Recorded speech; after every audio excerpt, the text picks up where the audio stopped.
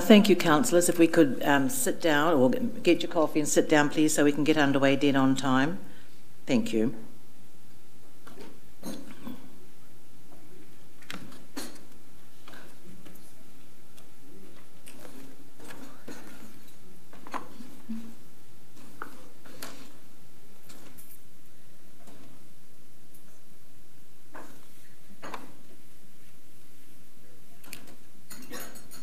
Well, good morning, Your Worship, councillors, and to our other committee members this morning.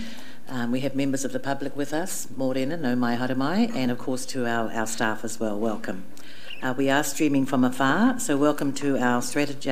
We are online, so welcome to those who are watching from afar, and welcome to our Strategy, Policy and Finance Committee meeting today, the 12th of July 2018.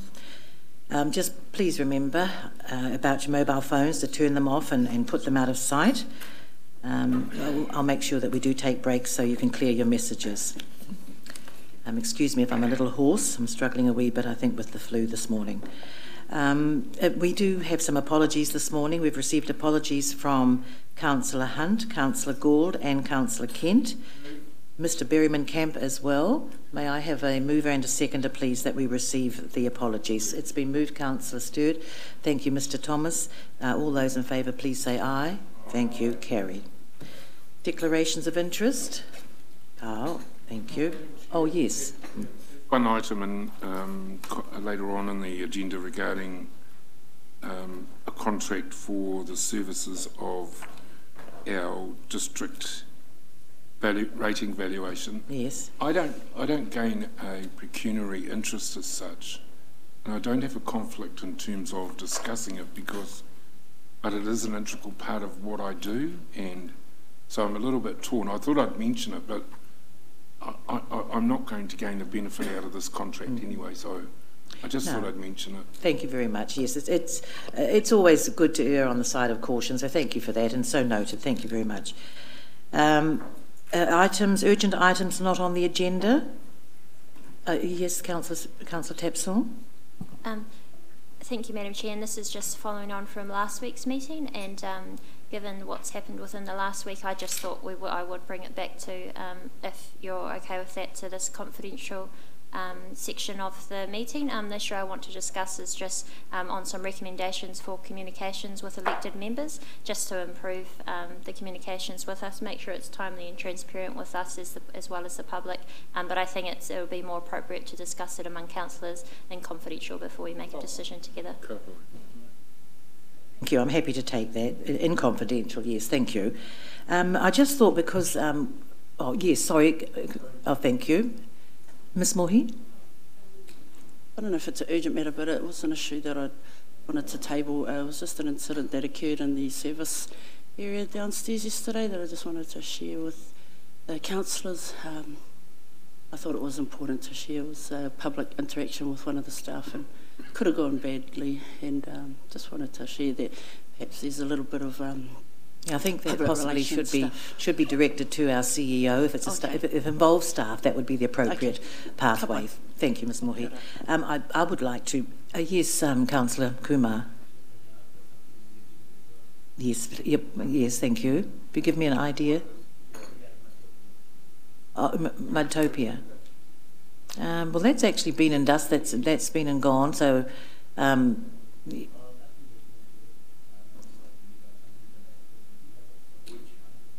No, I won't be. No, thank you. That has been addressed already in our meeting, in our previous operations and management. It came up there, so that would have been the appropriate time, and it was discussed there. Paper presented as well.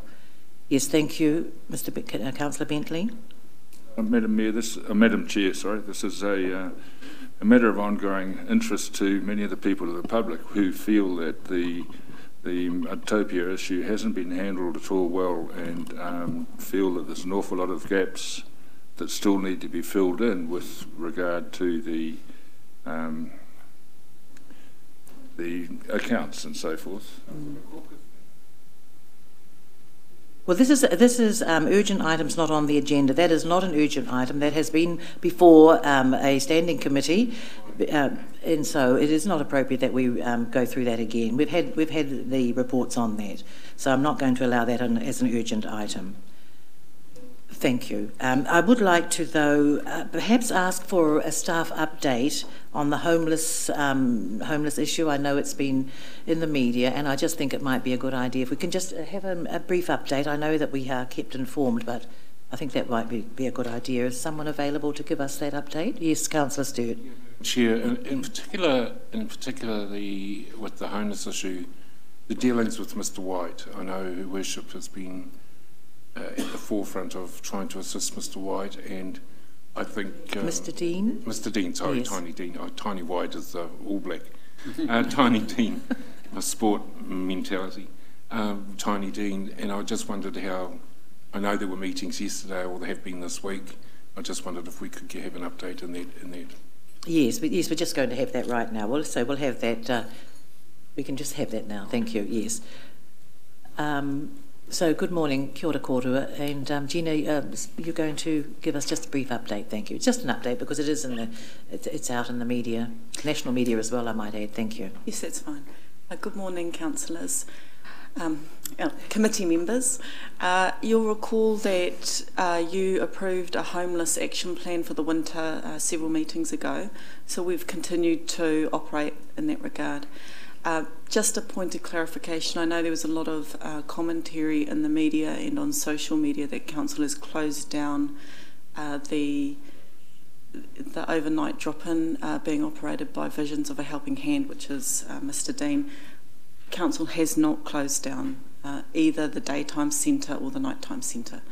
An inspection was done last week, and a notice was issued that the building was non-compliant. We had an agreement with Mr. Dean from some 6 weeks ago that the building needed to have fire and structural safety reports done, and we've been working with him on that. We met with him yesterday just to continue with our progress in that regard. We still haven't received the final reports on the building, but we're working closely with Mr. Dean, his landlord, and the engineers to progress that. We offered some time ago to pay for those reports just to ensure that there was no delay. So obviously, it's a complex issue. There are no quick fixes. We have also met with other providers who are working towards the Housing First initiative, which was announced by central government earlier this year. That still has not been confirmed in terms of a provider. That's a contract between the Ministry of Social Development and providers in the community. The Mayor has previously written a letter of support encouraging that to be confirmed as quickly as possible. We've had numerous contact with MSD to try and speed that up as well. Thank you. Well, thank you very much. Yes, Your Worship.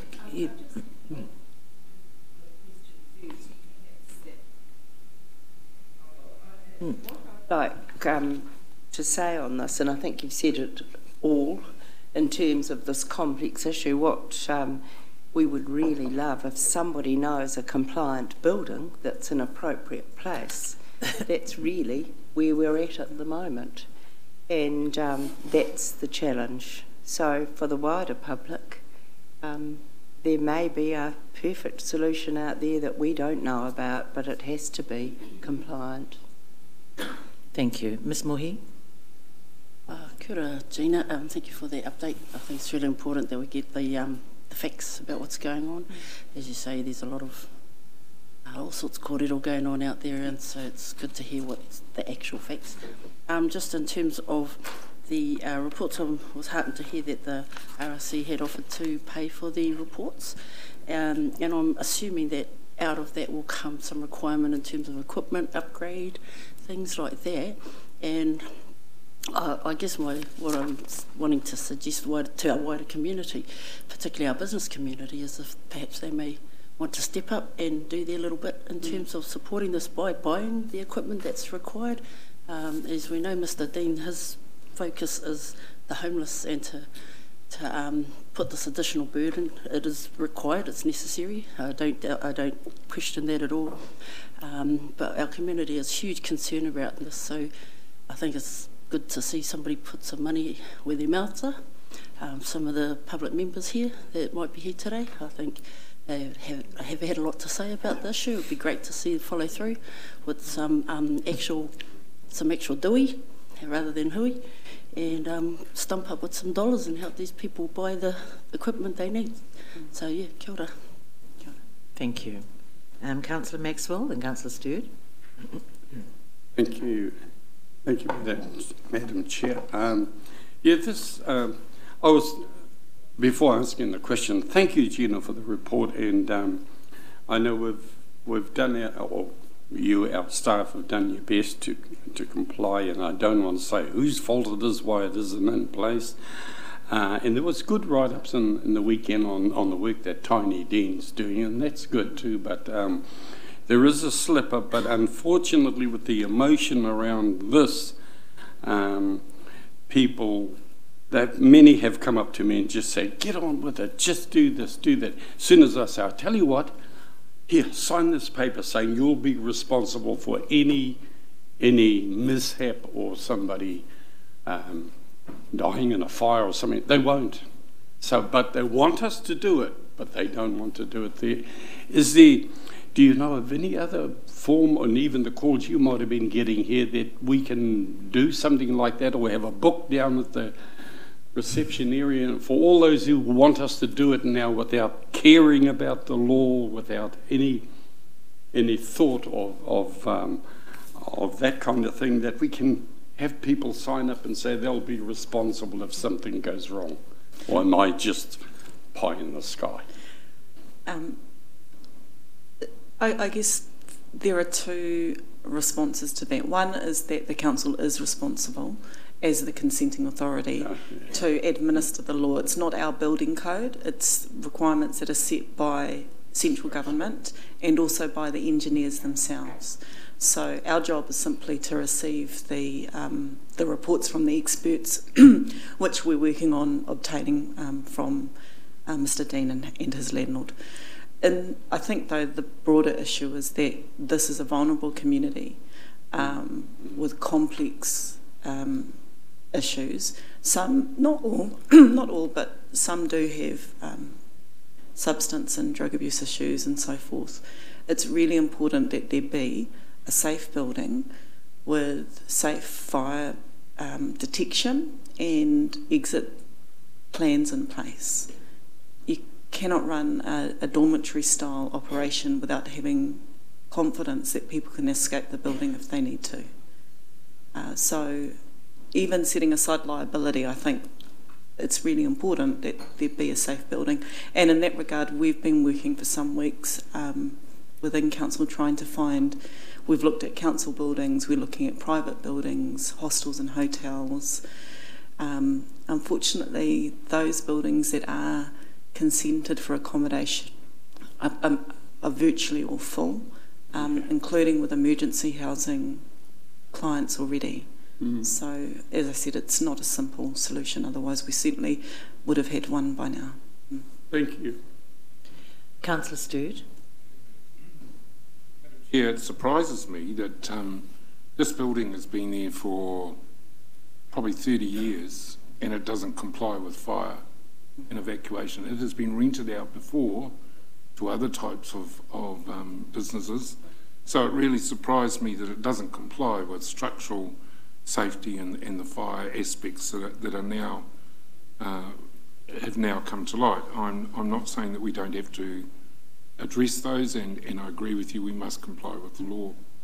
If I may answer that particular issue, it's the change of use to accommodation. Overnight accommodation has a much higher standard around fire safety. I think the other thing is the well-being of clients is Mr. Dean's top priority. I'm delighted, as is Mrs. Moy, that we offered to pay for those 2 reports to come forth. When is that likely to occur so that Mr. Dean can go back to operating as normal? Because I've personally, like Councillor Maxwell, I got the vibes from his talk. I've quite frankly, had the guts full of the misinformation, trying to make this council the ogre, that we're trying to close them down. And also, I have to also say that even before Mr. Dean went in, he went around all the retailers, and I had 2 retailers stop me as I parked my car, saying they would make life hell, that operation did not happen in Raukawa-Tait Street by their businesses. So Mr. Dean has had a lot of barriers put up against him. I'm 100% behind him. I'm delighted this council got that homeless action plan through, and it went through unanimously. And I'm delighted that you've made it quite clear. Unfortunately, the media isn't here because there's been a lot of misinformation, mistruths, suspicion, all sorts of things going on, not only in the media but in social media as well. So I just, you've answered the question regarding the fire and safety issues. So have we got an ETA, Mrs. Moy, in terms of... Miss Gina, you've got the same first name, Gina Tirangi. Have you got an ETA in terms of when this can all be parked and he can get on and... No, we don't. I haven't got the latest update from either the structural engineer or the fire safety report. What we have committed to is to sitting down with Mr. Dean, our planning team internal to council, and also Te Taumata o Ngāti Whakauē, and see if we can collectively come up with an action plan once we do have those expert reports. Councillor Tapsell. Thank you, Madam Chair. And firstly, I want to thank you, Gina, for having to front this issue at a national scale as well, and also to Rosemary and the many other staff that are working behind the scenes on this issue. And a question I had, which is really a little bit loaded because I want the public to be aware of what we are doing, is that we are going as far as we can in terms of what we're mandated by law to do. This is the social issue and the nature of it being a social issue is a bit of a grey area for us as council, and we do have to tread very carefully in how we go forward, because if we were to turn a blind eye like the public is calling for, there are legal implications that could land some of us in jail as well, had there been a serious incident in there. So the first question is, what are the legal implications if we were to turn a blind eye like the public are asking? And the second question is, this being a social issue is also an issue that the Ministry of Social Development and our central government should be focusing on. So are we continuing to advocate on behalf of our community to MSD on the improvement of emergency and social housing? It's the first time I've heard the emergency housing is full, although I'm not surprised. And just the third question was, are we continuing to progress on the work with the Homeless Action Plan? I know you would have been very busy with this night shelter, but I'm very keen to see some of those projects come through that the homeless people actually asked themselves when you met with them personally on the increase in the use of the public toilets and showering facilities and somewhere to store their belongings. So I'm wanting to get a bigger picture on this because I know it's much more than just having a drop-in centre. Thank you. First, I do want to acknowledge the work that Visions of a Helping Hand have been doing. So some of the things that were asked for were facilities to wash clothing and also dry storage. And we have been able to get that at the daytime drop-in centre that's being operated by Visions of a Helping Hand. That hasn't been without its perception issues in the community, and we did meet with the police, Guardians, local business owners and Mr. Dean yesterday to try and sort of work through collectively some of the complaints that have been received around the daytime drop-in centre, because it is providing a service that the homeless community had asked for, and an important service to the community. One of the issues has been around people gathering outside the facility, and certainly the feedback we received from local businesses was that when security are on, that has definitely helped to keep the peace, I guess. So Council has agreed that we will cover the costs of security for 2 weeks while we work through with Mr. Dean a more effective solution.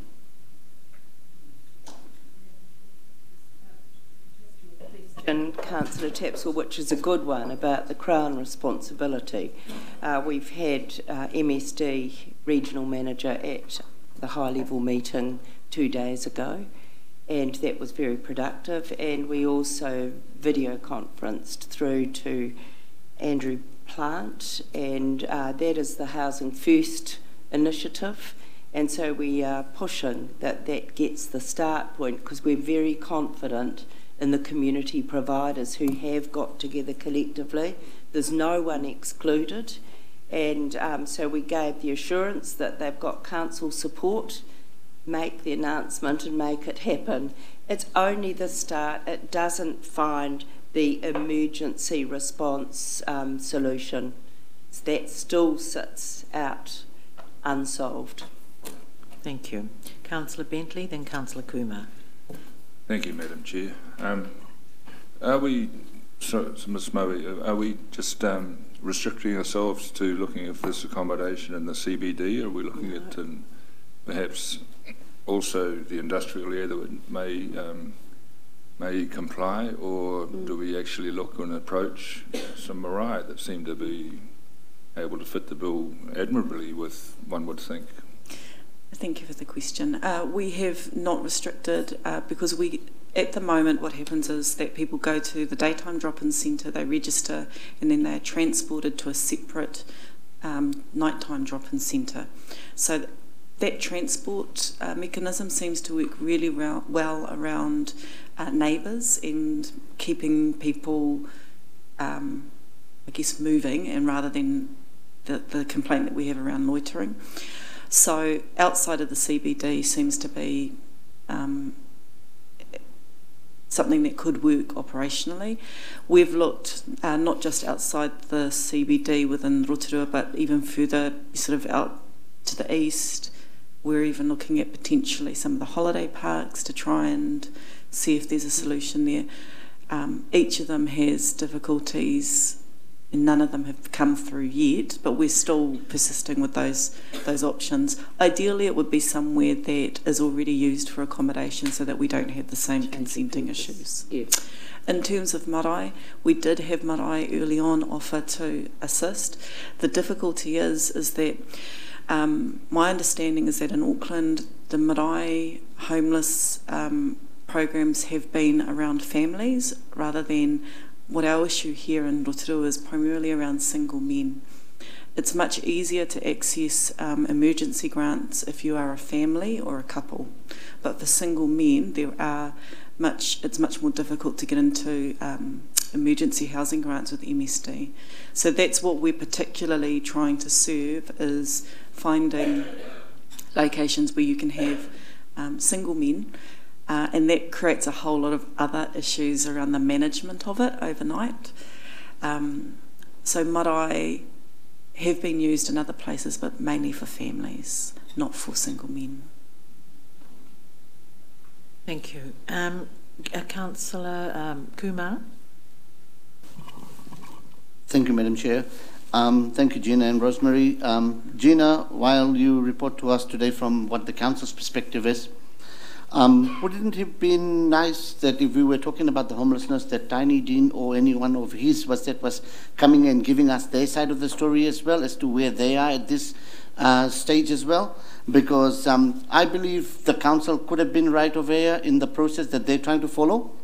And I believe that, or I would like to know whether Tiny was given that time and the support, whether he was, whether he was apt enough to do whatever was required of him, whether it was resource consent, whether it was to follow the right process, and whether given all that information and he didn't do that, so what kind of support were we giving him that we couldn't get him through that hurdle, is what I would like to know. I'd like to know, I mean, from the outside, people saying that we're doing too much talking and not enough walking, but from where I sit, it's still bounced in the middle. The homelessness are still there. Between us and central government, we still have not come to decide exactly, very concisely, as to what the issue is over here. So that's why I thought that if Tiny could come over here, hand in heart, tell us this morning, this is what the Council is saying, hey, look, I don't agree, I agree, but this is where we are at. That would have been a fair level field. It's not a matter of Tiny telling us, whether he agrees or whether he doesn't agree. We have had staff working with him. And I have to say too, that if people did what they said they would commit to doing, we actually would be further along than we are right now. So that's what, I mean, you know, you can read between the lines if you like, but that's it. I mean, if you're going to say you're going to do something, then for goodness sake, get on with it. Because you make your decisions with the consumers of the services in the middle. They're centre, front of face all the time. And so if you're going to commit to doing something, then get on with it and do it. And so our staff have been there trying to ensure that we actually do get on with it. And we're not changing the rule books to suit somebody, and then it's going to come down and come crashing down a little bit further on. So, yes. Sorry, yes, Councillor Kumar. So that because I'm naive in this situation, are you yes, suggesting? Yes, you are rather. Are you suggesting that Tiny Dean is not following the procedures? Look, he committed to doing some things and we are committing to doing some things, and together we will get there. It is a matter of people putting the effort in to do the things that they said that they were going to do. So it's not about you being naive, Councillor Kumar. This is an emotional issue, and we want to get people housed as soon as possible. So if everybody would do what they committed to do, if there are issues, talk about them, and let's move together on this. So that's what we're trying to achieve here, an outcome as soon as possible. Yes, Councillor Stewart. Madam Chair, to improve Councillor Kumar's knowledge, Councillor Dean came to me, Mr Dean came to me some 6 months ago in discussions with staff and with Her Worship the Mayor. We took the issue on board. We didn't have to. We could have just said, Mr Dean, you have your own devices. MSD. Our staff, a homeless action plan, a whole gambit of strategies working with MSD, which has never happened before with a social issue of this magnitude, with MSD in the Crown, has been the start of trying to... Mr Dean has worked in good faith. He hasn't broken the law deliberately. Yes, he might have been himself naive of the rules surrounding it, but his first objective was to try and find a building. Look, they've scoured industrial, residential, CBD, been to the Ngāti Whakaue tribal lands, Pukeroa, Orowhata, been everywhere to try and find a location that would suit.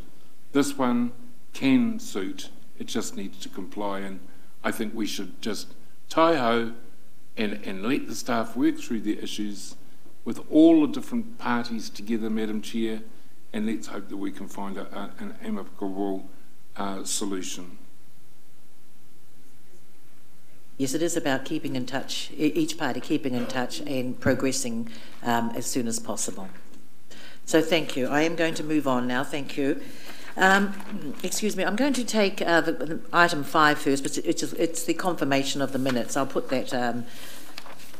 these are the minutes of the Strategy, Policy and Finance Committee meeting held on the 14th of June 2018. You'll note there that... Oh, well, sorry, I'll put that... I'll mover and seconder. Oh no, actually we do have a.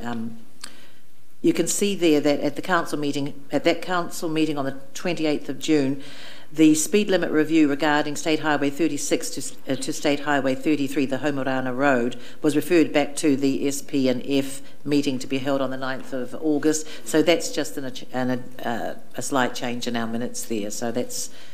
But other than that, the minutes of the meeting held on the 14th of June. Could I have a mover and a seconder? Thank you. Oh, sorry, Councillor Donaldson. Yeah, can I just comment, Madam Chair, that amendment to the speed limits was done in full council, I believe. So these minutes are in fact correct. They are correct. Thank you. I guess that was just a note then for me. Sorry, thank you. Thank you. It's moved by Mr Thomas and seconded by Mrs Trumper. Thank you. That the minutes of the Strategy, Policy and Finance Committee meeting held on the 14th of June 2018 be confirmed as a true and correct record.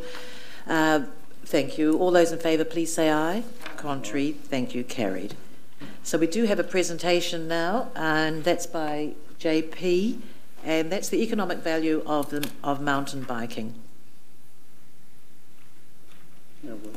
The first started.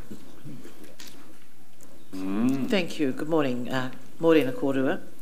Morning, councillors. This is just a brief presentation. I'll just do a bit of an introduction and then hand across to Sean just to go through this economic impact study that's been undertaken on the value of mountain biking within the forest. Councillors will remember that we've won a Local Government Excellence Award in the past for our development and support of mountain biking in the forest, so over the last 20 odd years. So it's a very important part now of our visitor industry and of our local identity, really. So this report tries to isolate some of the value that we see passing through the forest on a daily basis. So there's a lot of reports done in the past about the economic value of events, but this broadens out that description to the value of the forest and the use of the forest itself. So as I've just said there, councillors, there's 4 sort of key purposes we've identified for this piece of work, and that was really to estimate the contribution of the forest trails, so the use of the trails in the forest to our local economy.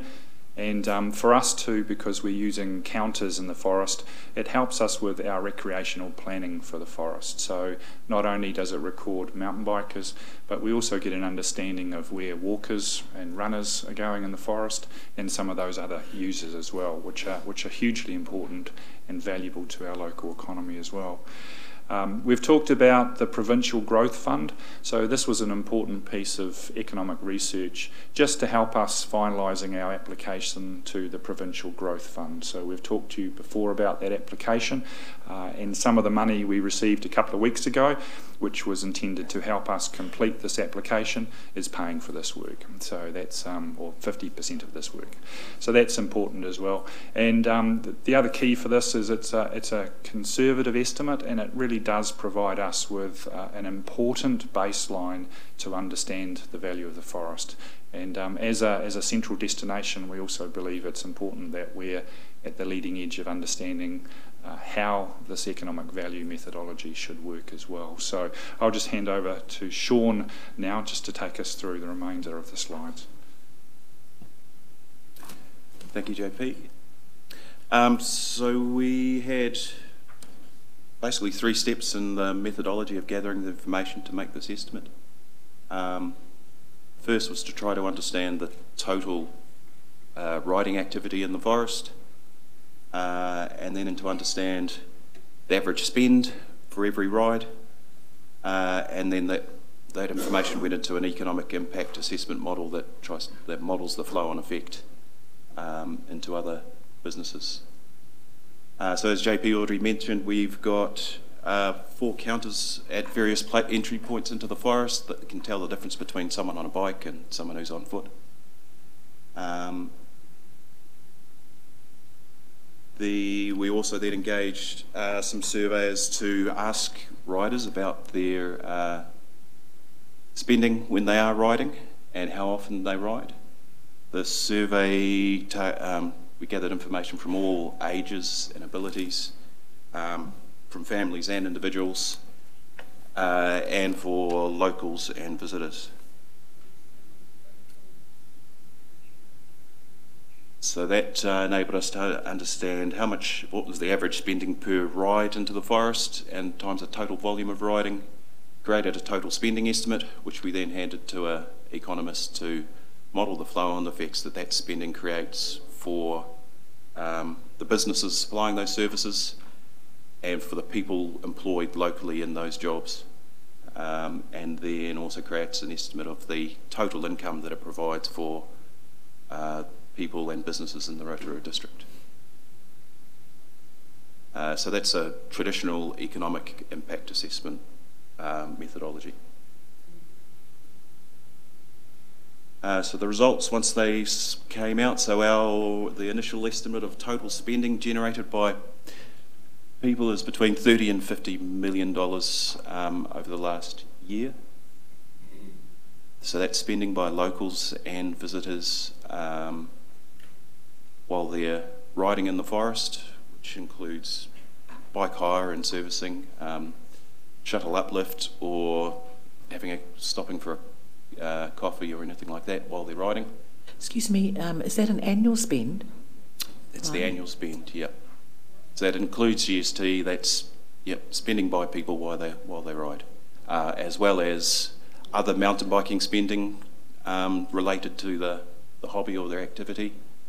And for visitors, it includes their accommodation spend and all other spending while they're here.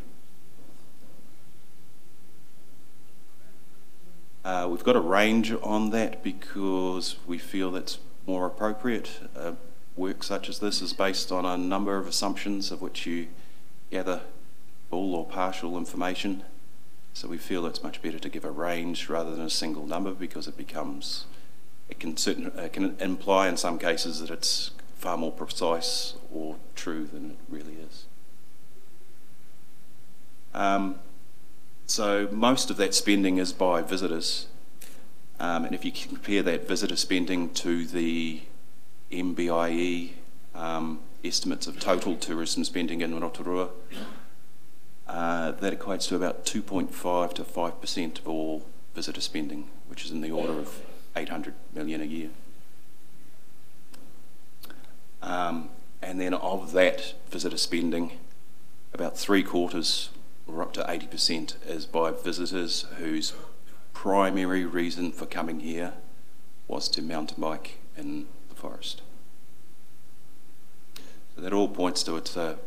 We've always felt it's important that starts putting some numbers on those things for useful context. So that information then went off to the economist. He plugged it into his regional model, or it's called a regional model, but it models the Rotorua district. That 30 to 50 million flows on to between 200 to 350 FTE jobs. So that's full-time equivalents. That's more than the number of people employed is larger than that. And after tax and other leakage of money out of the district, that's around 10 to 20 million of income for individuals working or for the businesses.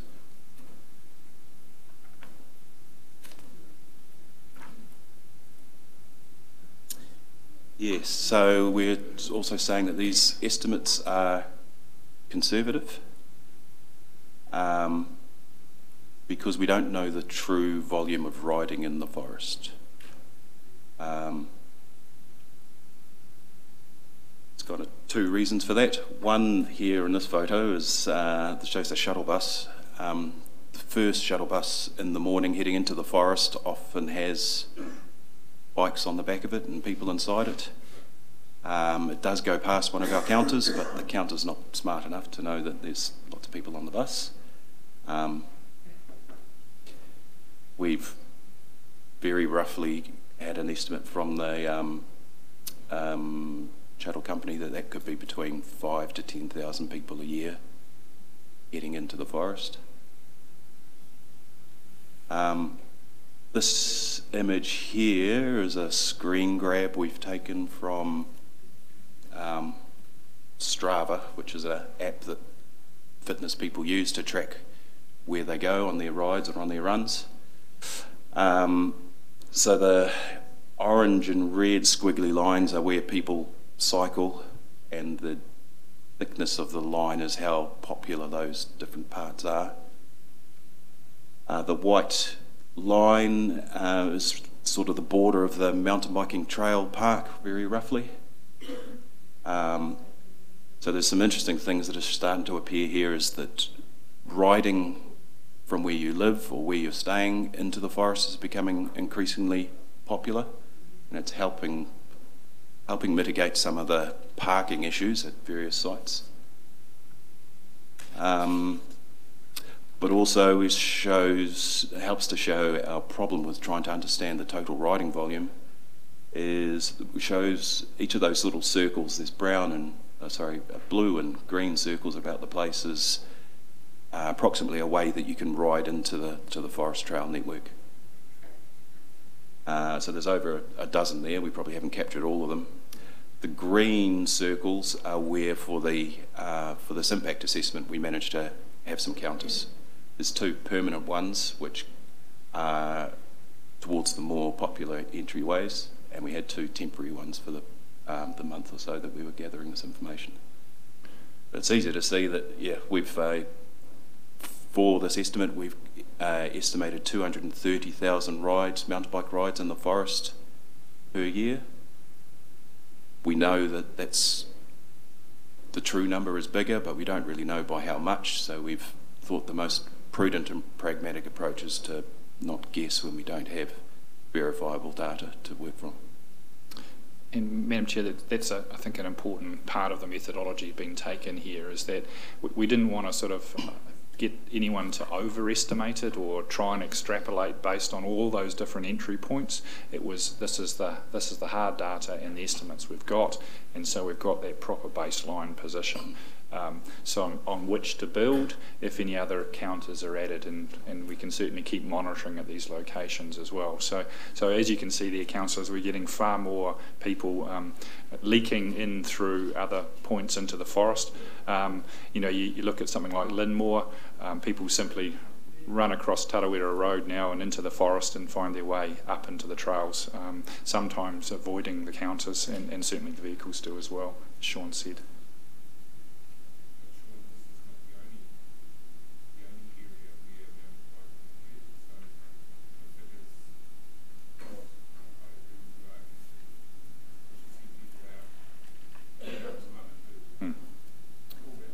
Yeah, so that leads nicely into the next slide. Thank you, Councillor Sturt.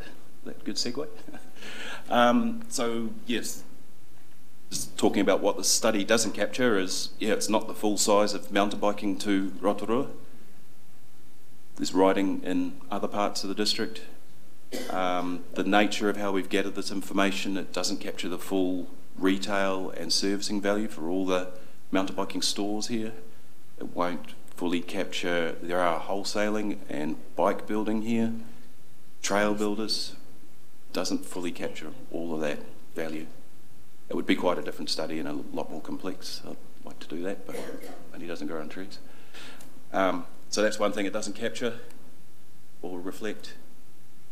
The other bit it doesn't quite reflect is the full recreational value of Whakareroa Forest and the Tokarangi block. There's hikers and runners and walkers, horse riders, and along Long Mile there's the eyesight and the tree walk, so it doesn't capture all of that value either. That's not surprising, because it was focusing on mountain biking, wasn't it? That's right, yeah, we limited scope to make it something manageable to do onto mountain biking. Thank you.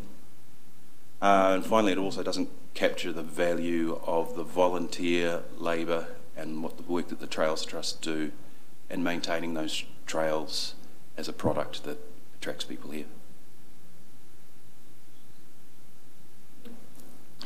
So councillors, happy to answer any questions, and Sean can certainly fill in some of the technical ones. But you know, when I saw the results the first time round, you do an instant reflection about your own spending habits. So if I'd been someone who had and I wasn't surveyed, I would have sat there and gone, wow, that's quite a bit of spending. But most rides I take, I often hang around and have a coffee afterwards, or if I take the kids, I bribe them with a smoothie afterwards or something like that. So all of that sort of expenditure starts being captured, or the perennial bike repairs, urgent ones that you need to do as you go into the forest. So there is a lot of expenditure, even just for locals making their regular rides into the forest. So it does, and for those visiting, once you start taking it in that they've come here as a destination to ride, they are more likely to spend associated with their bike visits as well. For that presentation, the number of speakers. Councillor Bentley, then your worship. Thank you, Madam Chair. Thank you for your report from the peer review. I am concerned of late with the reports that are coming to Council that so many are based on best guesstimates, and at a time when we're making decisions on future spending, I don't think best guesstimates are quite good enough. So just a thought. Councillor, maybe we didn't present well enough on that fact. This is based on actual counts and then an economic analysis matched to the survey data. So we've tried to avoid the concern you've raised, and just very much worked with hard data and survey results of individuals. Thank you. Your worship. Just a question, Sean, when we're doing the business case, do we put that range in for the next level of funding? And another question was, always in the past it talks about the value of the forest to us, and I can see what's not in there, We've talked about 150 kilometres of trails, but it must be more than that, knowing that there's new trails being built by the Trails Trust and the volunteers. So addressing that last bit, I don't know what the total kilometres of trails are. I think, 150 is something that becomes a paracle that just gets repeated and repeated. Yeah, and we used to say 250,000 cyclists a year. Yeah. And people got it when they saw that volume that came into the special place. Yeah. So that's partly behind why we want to put ranges on these things, is that a single number can become a paracle, and over time it eventually becomes it's not actually true. To the first part, yes, this will be an input into the business case for the developments around the forest. We'll be taking direction from NZIER, the experts in this that are helping us with that, about how to best use this information through that process. For this for a long time, and I think we could have, even if you took it wider, it would have cost us more to get more information about the other value that isn't captured, but that's very clear to us now, and it's a long time since this was done. It's great, we've got it. Thank you. Councillor Maxwell, then Councillor Tapsell. Thank you. 2 questions. Thank you, Sean, for the report. A very good report and timely as well. Touching on the Trails Trust one, some couple of years ago, Gay Kingy and I think Barbara, they're helping with the Trails Trust, took me up there on one of their, they do the rescue and operations and that up there. And I was in the forest with them for about an hour and a half. They applied to our trust for some funding and everything. And the trip nearly killed me, but Dave, if I was as fit as Dave Donaldson, I would have been all right. But what I was going to say, also we are supporting, because, and it opened my eyes to some of the things you're talking about, the figures. You know, accidents can happen, and they really help save lives, and that, and we're supporting them again. And the question that I have is coming through to Crankworks also includes the forest in some of their programs. Does that annual figure include what they do with Crankworks? Not entirely and not explicitly. Major events and the impact of major events is some other things that are not fully captured by this this study. So it's part of that first bullet point that this is just about the spending that's generated by people who are riding in the forest as a mountain biking hobby. Yeah, so that's on top of. I think the issues you raise, though, Councillor, are quite important. You know, we've talked about the Local Government Excellence Award, but really that's about the ecosystem that surrounded the mountain biking and in our forest. You know, our relationship with Cycling New Zealand and Toi Ohomai, and the fact that we're the mountain biking centre of excellence through Cycling New Zealand, the safety provision for the contractors for that first response in the forest, and that the relationships that creates, and almost this now becoming intergenerational relationship of volunteers within the Trails Trust. Often you can see photos of mothers and fathers who have built trails now bringing their children along to help maintain some of those trails and extend them as well. So yeah, a very close relationship within that biking community. But I think importantly here, this is based on the counts of 230,000 mountain bike rides in the forest, and as Her Worship identified, there is a lot of other users in the forest, and we're up in the 600 to 800,000 walkers and runners and people through, and horse riders. So it's a hugely well-used resource for our community and us as a destination as well. So very important information to take in our Provincial Growth Fund application. Can I just, you've just mentioned that Crankworks, or the events, and such as Crankworks, isn't actually included in this. Well, that actually just skews the picture then, doesn't it? It comes back to a little bit what Councillor Bentley said, because that I then think that would definitely be near the 50, if not more than 50 million. Are you proposing, because we know what the Crankworks spend is, so are you proposing that, Sean, that we just bang them together and just say, hey, here is a figure now that we have a good idea about? Because that's Crankworks is significant. No, that's not what I would propose. There would implicitly, well, if you drew a Venn diagram, there would be overlap between the total spending that is attributable to Crankworks and the total spending attributed from this study, because we've estimated riding in the forest. When people come here for Crankworks, they also go riding in the forest. Right. So really the nature of this type of study, it's very difficult to try to understand how big that overlap would be, unless we did a whole of mountain biking value to Rotorua proposition and study, where would be the objective of that study would be to quantify each of those different things on the same terms. But the economic value of mountain biking, exclusive of Crankworks, is really significant, obviously. I mean, that's what I was trying to get to. Yes, sorry. Yeah. So I would say the terms is Absolutely. that it's our estimate from this survey is conservative, and the value to Rotorua is at least 30 to 50 million. But it's very difficult to say how much more. Thank you. Councillor Tapsell, then Councillor Stewart. Thank you, Madam Chair, and thank you, Sean and JP, for this presentation. It's quite timely, actually, with a lot of the things that are going on at the moment, and it really, in a nutshell, is this whole spa health and wellness thing coming through, and it's good to see the economic impact so that we can then take that and put to rest any criticism on, well, what economic benefit is this actually bringing, and it is significant. Now, the tourism industry is something I'm very passionate about, not only because it is our biggest employer here within Rotorua, but it's actually an $820 million industry per annum for Rotorua. The questions I had on this presentation were firstly to do with seasonality and second the demographics, and it's just in terms of your methodology.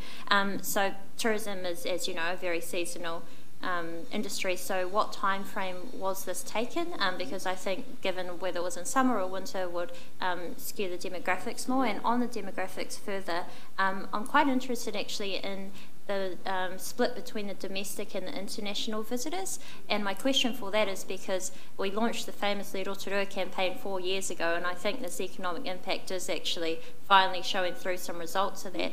But most importantly actually is ensuring that our families here at Rotorua, our locals, are being able to access this amazing infrastructure and our natural resource that we have in place. So firstly, just what time frame, and secondly was, do you have the split between domestic, international, and how much of the domestic was from Rotorua? Yes, so the spending information was collected over January and February and into early March, so it reflects peak season. The counters have been operating in 2 places for a full year. So ideally I would like to also do some spending analysis for the bottom of the season. Obviously didn't have time to do that to feed into the business casing. What at the moment we're proposing is when we do it, this method again in the future, we'll collect information at the same time of year, so we're always capturing, comparing the same season. We did stratify the survey by where people are from, so we do in terms of use during that period of time, I think from memory, 40% or 40, and the 40% was locals. Domestic visitors, so visitors here from other parts of New Zealand, were a higher proportion of riding than locals, and about 10% were internationals. But all that information is in the report, which will be available to the committee and to the public. Thank you. And I think that goes to Councillor Tapsell's question about the impact of Famously, which was predominantly directed at the Upper North Island and Auckland in particular. I think we've seen a really strong focus from Auckland. Thank you. Councillor Stewart. I'm delighted with the contents of the report, but I hear what others have said around the table. I think it needs to go a little bit further. And while some of us want to concentrate on Matopia, I'd certainly like that we do this analysis again in 2 years' time, because we need to quantify the economic activity from all sport and recreation, including mountain bikes, BMX and recreational cycling. And the news is just going to get better and better because of the new developments with the world-class BMX track that's going to be built shortly, our new top-class skate park, which is going to happen, mountain bike events, which are growing yearly, and they bring another type of person into this city at the higher end of the market who spend $7,000 or $8,000 on their bikes, like JP, and spend quite a bit. And then at the other end of the scale, you've got Crankworks, which is an international viewer. So I'm delighted that this council has been at the forefront of the partnership creation with Cycling New Zealand, Te Uho Mai, and the clubs and the Trails Trust to have an overall strategy in terms of cycling, not just BMX, not just mountain biking. And you'll remember, the criticism we got for our cycleways. Well, with the widening of the footpaths, even Ranald Street, people are having to go off because they're still constructing them. So I think the ideal would be, JP, to budget to do an analysis in 2 years' time, once all these other facilities and activities are up and running, and let's see the real. I'd like to see it a bit more quantified. I think the range is like me saying, oh, your house is worth 500 to 700,000, but what's it really worth? I think that's what we need to be able to go to industry and funding groups to say, we've quantified it at $186 million along the lines of what you were saying, Councillor Tapsell, of internal visitor industry, 12.5 million from the internationals, and locally it's 86 million, or whatever the figures are. I think, from an economic activity and development point of view, we're doing it not to bat our own chest. What we're doing it is to signal to industry and to businesses that you can come to Rotorua. I'd love to see a cycling manufacturing plant here in Rotorua. If we've gone down this path, we're the only council who supported the velodrome over in Cambridge on the understanding that we be the centre for excellence for mountain biking, and we're doing it. And these figures are quite heartening. So, Madam Chair, thank you. I just wondered if staff would note that maybe budget for 2 years' time. We've got those other facilities coming on stream. The impact's going to be even greater, but I would like to see it narrowed down a little bit more than a range that's there. Thank you, Councillor Stewart. Ms Mohi, then Councillor Donaldson. Tēnā kōrua. Thank you for that report. It's pretty awesome to see those sort of numbers being put to this kaupapa here. I have to say, I do hear on the street from whānau, we're putting all this money into the mountain biking and yet we're losing our jobs and things like that. So I guess what would be great is to see that translate into some real outcomes for our people on the ground. I don't know how that's going to happen. I mean, I see that we've got 200 to 300 FTE jobs coming out of this, but we've just had a report on homelessness. We've got these big social issues going on, and then these wonderful economic benefits, and they just don't seem to meet. And that to me is a big issue. But we're not going to solve the world's problems all at once. But I just need to keep reiterating we've got these two things going on over here and they don't seem to meet. But other than that, you've got this slide here, what the study doesn't capture. What I think personally is missing is acknowledgement of Tūharangi Ngāti Wāhia and the impact that they've shared their forest here, and this what underpins this whole industry is that generosity of the iwi and CNI. So I think that needs to be acknowledged. I understand it's an economic report, but I still feel that needs to be acknowledged. The other thing is that there's a whole stream of natural resource economics that's out there now that's helping to quantify social benefit and even ecological benefit that's gained. You put a number to it, and the standard economics is really deficient on that area, and we end up getting hung up on these numbers that are all about just economics, and it doesn't factor people into it. So, I don't know where this council is at in terms of that stream of economics, but it would be really great to see some more truer reflection of the benefit and the value that is gained from these sort of assets. that's just my challenge to the staff. Kia ora. Yes, thank you, Gina. Well, there's no doubt that if you grow the economy, then you can tackle some of those other social issues that are occupying us right now and concerning us right now. Councillor Donaldson, and then Mr Thomas, and then I'm going to move off this one. Thank you. Yeah, thank you, Madam Chair. So, as Portfolio Lead for Economic Development, I've been very close to the work of this survey, and acknowledging the comments of Ms Mohi. This is a technical piece of work, but at the announcement by Fletcher Tabito at the Redwoods the other day regarding the seed funding for the detailed business case, our iwi partners were there and acknowledged that under the Big Moves work for the Whakarewa Forest, the opportunity is for iwi to recognise and capture the economic opportunity. So while this report,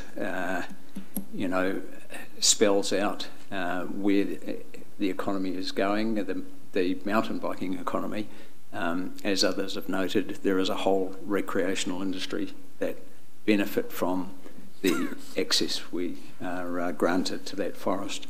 And it's only appropriate that the landowners recognise some commercial return, which they are starting to do, I might add. But we've been working with an old survey of 13 million for all recreational use in Waka Forest. So this shows how the landscape has changed.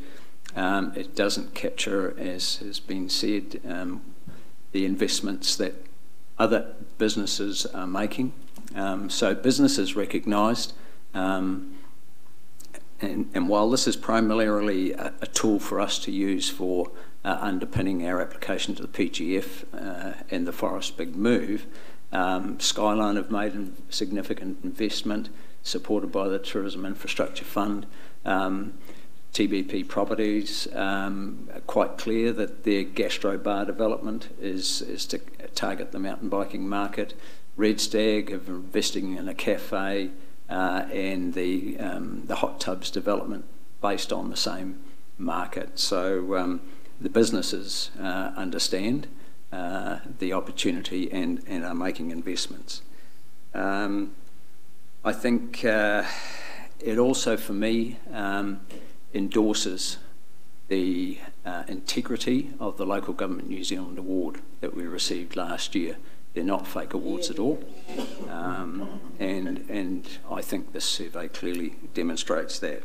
And it also, for me, and look, Crankworks will be reporting to O&M on the 2nd of August for its year-end wrap, but also demonstrate to me the legacy effect of major events and the reputation we get as a destination from major events. So while it's extremely conservative, and I've badgered the staff about you're not capturing Linmore Link, you're not capturing chooks, you're not capturing all these other entry points into the forest, it's absolutely conservative. It's bulletproof in my view. You can't knock this. I know other destinations have thought of a number and trebled it, and they throw that out there as their economic impact. This is very conservative, and I think it just presents exciting opportunities for the future. Thank you, Madam Chair. Thank you. Thank you. Final comment, question, comment, Mr Thomas, thank you. Thank you, Madam Chair, and just thank you for your presentation, and it actually just makes me think back 20 years ago when friends would visit me here in Rotorua and we'd wander into the forest to have a look at a few trees and be the only people in there. So it is a huge change and development in really quite a short time. Look, my question about this is, and I realise you'll be using this work towards building the business case for the forest development, but I guess it's a question and a comment. I would hope that there would also be scope in that to look at the implications and possible expansions outside of the forest and maybe out to some of our lakes and through some of the dock areas. And for our lakes communities that would like development in them, there could be opportunities in those areas for cafes and local employment out in those areas. So I think, we've got the Okataina Western Walkway, which is a dual-purpose track now. Be fantastic to pick that up at Rotorua, bring it around, connect up to the trails that are starting to come through from Tauranga, Mount Maunganui, that sort of way, and see this network slowly building from the coast through Rotorua to Taupo, to other destinations. So I would hope that we could use this really successful environment we've got in the forest to actually spread the wealth a bit further around and not forget our lakes, which are iconic, and what a great place to take our visitors to see. Yeah. Thank you. Madam Chair. Thank you, Mr. Thomas. I am aware that there is already some thinking being done around exactly what you're just proposing now. It's in the infancy stages, but there's thinking going on about that. Yes, Your Worship. Something I'd like to add and see how councillors and board members feel. Councillor Tapsell and Donaldson and I went to watch Year 5 of Linmore Primary School's science research proposal boards about Rotorua and Vision 2030. They were incredibly exciting, and I'd like to invite the school to bring them into the Galleria, because the thinking of the children there was exactly about what do we do in this forest, and they proposed, do we develop or maintain or conserve? And it was just the thinking of the children we'd love to share with you all, and if you'd be happy, we'll invite them to bring their boards into the Galleria. They were the most innovative thinkers that you can get in town, and they did it as part of our long-term plan visioning of Rotorua. It was very exciting. So if you're happy with that, I'll move to get them here. I've never seen anything like it. Yes, thank you, Your Worship. I think that would be exciting to have them here, and I'm not surprised that they're very innovative in their thinking. They haven't had the influence of everybody saying, no, you can't do this and you can't do that, and being constrained. So that would be really great to have that. So thank you very much for that discussion. And have I put... Thank you. All right. Thank you, Councillor Stewart. Thank you, Councillor Maxwell. So I'll put that, thank you, that the report be received and acknowledged. The economic value of mountain biking. All those in favour, please say aye. Aye. Contrary. Thank you. Carried. Now we're on to staff report, the 6, recommendation 1. This is item number 6. Determination of partnership agreements 2018 to 2021. That's page 15 in our report. I'd like to have a mover and a seconder, please, to receive the report. Thank you, Mrs. Trumper. Thank you, Mr. Thomas. I'll put that motion now. All those in favour of the report being received, please say aye. Aye. Thank you. Contrary. Thank you very much. Morena Rosemary, you're going to give us an overview of the report. Yes, good morning, everybody. Thank you. This report I'm bringing you today is looking at the applicants for our partnership grants for the next 3 years. So to start with, in 2015 we had these partnership grants. They've changed a little bit in the policy, but the ones we've had 9 partnerships over the last 3 years. It's summarised in that first table under the background, and that's been a really great relationship with those organisations, providing them with some certainty that every 3 years they've got a certain amount of money, which has enabled them to have not applying every year and not having to do a whole lot of onerous reporting, that they've been able to get on with their work. They've often told us that it's helped them to leverage other funders because of the confidence shown to them by council. So it's been a really good relationship with those organisations. In February this year, we changed our policy around the grants. And so that policy was, we pulled all the grants into one policy with the 3 schedules for the 3 different types of grants, which are the partnerships, our highest level of grant, the community grants, which are administered on our behalf by the Geyser Community Foundation, and the Neighbourhood Matching Fund, which is a very accessible project-based fund which is open all year round. So the partnerships and community grants just open once every 3 years, and people get their grant, and it's consistent for 3 years, so long as they meet their accountability. And we've tried to make sure the accountability is straightforward and sensible, and not requiring a whole lot of additional work for organisations that are trying to do good work in the community. A particular change to the policy, you'll recall, was introducing a focus on investment that improves equitable outcomes. I guess the challenge is that we never have as much money as people would like, and so we need to work out how can we get the best outcome from that money for our communities. So the perspective was really around the outcomes people are achieving, not just around people saying, oh, well, it costs us X to do this, can you give us the money for that? And again, we're not really asking people to tell us exactly what they spent the money on, we're interested in what the outcomes are that they're actually achieving. So, as I said, the partnership agreements are our highest level of grant. They're developed with established community organisations, recognised as significantly contributing to Rotorua 2030 goals. And the Rotorua 2030 goals are really quite broad, so there's lots of opportunities for organisations with different activities to be eligible. The idea is that the partnerships help these organisations to carry out their core functions. We don't, some people have grants where they say you can't spend it on salaries, or you can't spend it on food, or you can't spend it on something else. And I guess we're not wanting to put those constraints in place. We want them to do their work well. Their accountability is achieved through their standard reporting documents, so not asking them to do anything additional than what they would normally do at their AGM, that they have audited accounts, or however their accountability under the Charities Commission is required. Their ordinary strategic plan, their annual reporting, that kind of thing. So that's what we ask for them to demonstrate that they are doing and achieving what they say that they're about. So this year for the partnerships, we were challenged to try and get a different range of people applying. There was a feeling that not all the applicants in the past have really represented the wider diversity of our community, so the challenge was to try and get a more diverse range of applicants, including people who may never have applied before. So to do that, we ran a series of community workshops. We advertised those pretty widely, and people were encouraged to share those invitations amongst themselves. We ended up running 6 workshops. The first 4 were oversubscribed, so we kept adding more workshops until we satisfied the demand. And you can see that the participation, that we had a good number of people attending.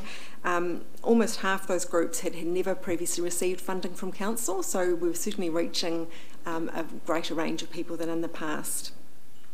I'd have to say at those workshops, some of the people, when they learnt more around our grants and what they're about, were people who may not have had organised organisations. They're just a little group who come together, and you could see that we could encourage them to go for neighbourhood matching fund, whereas other groups we encouraged, clearly could go for either a community grant or a partnership grant.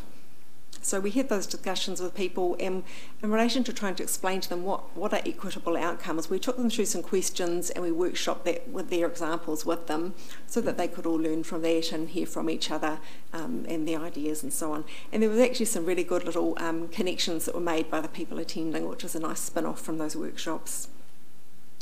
So the applications for this year, after those workshops and so on, the applications closed on the 21st of May, and we had 21 applications, which is very similar to last year. The total value, again like last year, exceeds 700,000, and I think the budget is in here somewhere. It's about just 423,000. So, as usual, there's a lot more requests than there is money. The process to assess the applications, we had 2 staff members independently going through, you'll see these files here, all the applications and the detail of them. And we did that independently so that we could identify if there was any bias and just make sure that it was really getting a good assessment of them. That information, we then pulled together a group with the people portfolio, so that comprised Councillor Raukawa-Tait, Mrs Trumper, Mr Thomas, and Kingi Biddle from Te Tato Te Arawa. So we had a really good group, and I really appreciate the time that group spent looking in detail at the volumes of reading in detail. So that group then decided that actually a lot of the applications, there was a lot of detail in, there was a lot of information. So we had a meeting to talk around what we all thought of the assessments and so on, and whether all the information was complete. After that, there were 3 applications where we all had some questions that we wanted to sort of clarify some of the issues to make sure the information was complete to be able to make recommendations.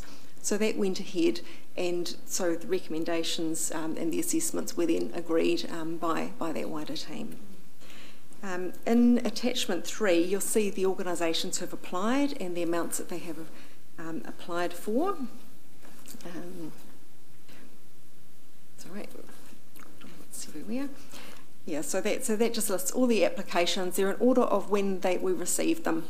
There's no other order to them. It's just as they came in, they got popped onto the spreadsheet. So we looked at the basic things about what is their core function, just so for anyone who didn't know that, the amount they requested, whether they're provided as part of the application. We asked for their audited accounts, their planning and strategic plan and reporting documents, things like that.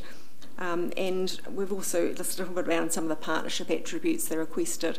The feeling was that some of them, rather than just asking for money, some of them had an idea around other ways they'd like to work with council in partnership, and we felt that was a sign of maturity actually of applications. So where they noted particular things, some of them had lots of things where I've just written multiple because it wouldn't fit in a box.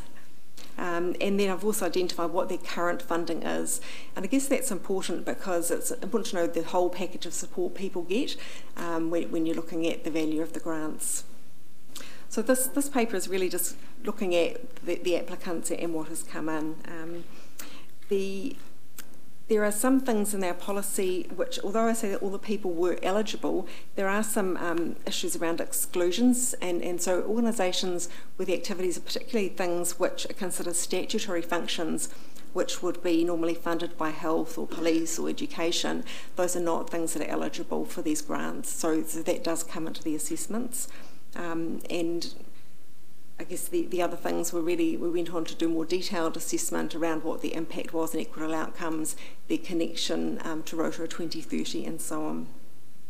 So I think there are some risks with this, which is why some of the discussion we want to have in public excluded, so that there can be an open discussion around the assessments without any prejudice. And I guess there are some risks in the whole consideration of these grants, because obviously there's lots of community organisations and they're always seeking support and so on. So I think that's where I'll leave it for now, but happy to take any questions at the moment. Yes, thank you very much, Rosemary. There's no doubt about it that the workshops were very helpful to the applicants, and I know that you did schedule some more so that if we were oversubscribed, we had another opportunity to bring people on board so that they could look at the process. And the process was very thorough.